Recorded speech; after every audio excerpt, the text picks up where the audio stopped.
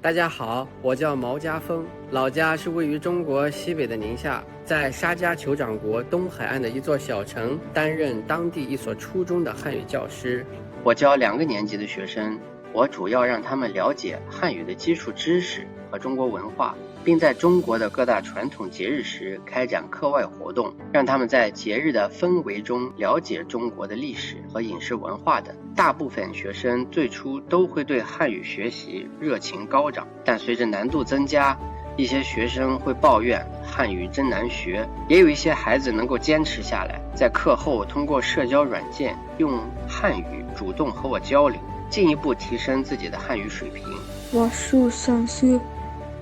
我是阿联酋人。很多学生向我表达过希望到中国学习汉语和经商的想法，还有一些学生会自主了解中国在科技和娱乐等领域的信息，希望能够到中国学习科学技术或者从事媒体行业。阿联酋学生最感兴趣的还是中国武术。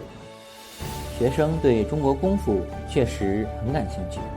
有的学生一遇到中国人就会提起成龙的电影。我一般会带学生从基本功练起，有的学生自己还买了木人桩来练习咏春拳。当地的成年人对武术也是十分感兴趣，我们除了教学工作以外，也会给当地人教武术、太极拳、健身气功等等，能够在这里传播中国传统文化，让我觉得自己的工作很有价值。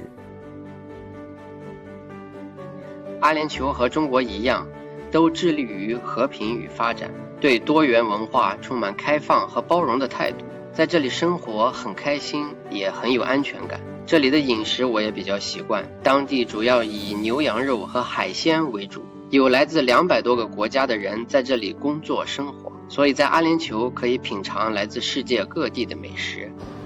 未来5年，我打算继续在这里工作，希望能够向当地人介绍真正的中国文化和真实的中国，也帮助那些想去中国学习和工作的学生提高汉语水平，通过2国人民的交流，让中阿友谊更加深厚。